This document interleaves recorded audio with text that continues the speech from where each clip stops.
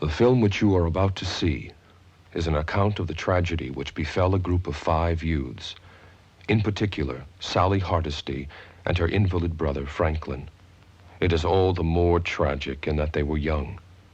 But had they lived very, very long lives, they could not have expected, nor would they have wished to see as much of the mad and macabre as they were to see that day. For them, an idyllic summer afternoon drive became a nightmare. The events of that day were to lead to the discovery of one of the most bizarre crimes in the annals of American history, the Texas Chain Saw Massacre. Good evening, chocolatiers. Welcome back to OCTOBERFEST 2025. Today, we're going all the way back to where American horror truly lost its mind. The Texas Chain Saw Massacre, directed by Tobe Hooper in 1974. This isn't just a horror movie, it's an experience. It's raw, it's disturbing, and it feels real in every way, and almost no other film has ever matched it. Even 50 years later, it hasn't lost a single ounce of power. When you talk about horror history, you've got your milestones and classics like Psycho, Night of the Living Dead, and then this. The Texas Chain Saw Massacre changed everything.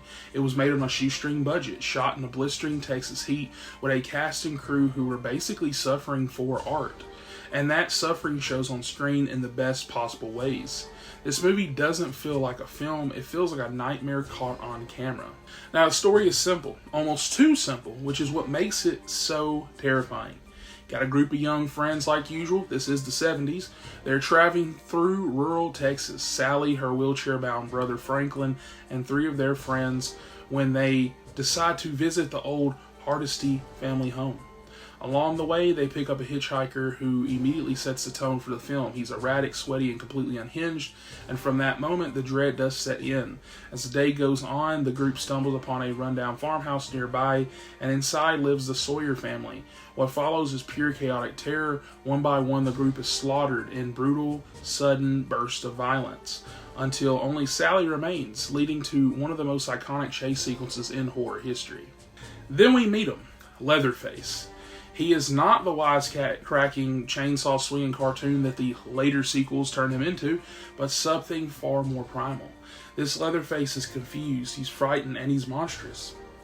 He's a man-child wearing a mask made of human skin, communicating through grunts and screams, lashing out with animalistic instinct. Gunnar Hansen's performance is chilling.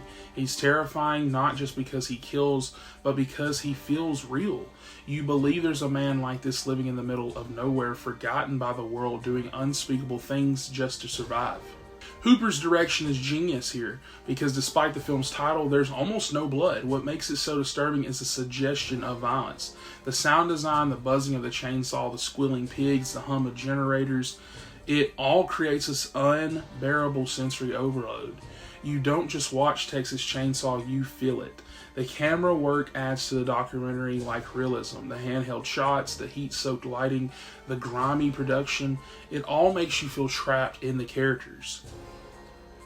Now let's talk about that dinner scene. Very notorious, I will say.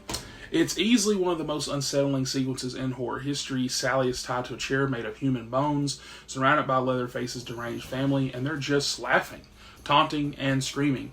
There is no music here. There's no relief, just pure psychological torture. It is loud, chaotic, and ugly, and you feel it basically is going on endlessly for her.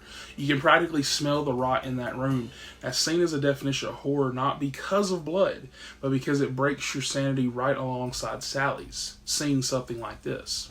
Underneath all the screaming and the chainsaw noise, Texas Chainsaw Massacre is about decay. You have that moral, industrial, and human decay.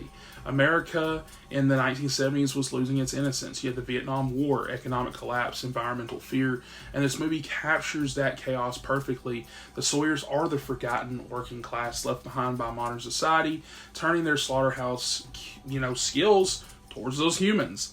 It's horror as social commentary years before that even became a trend.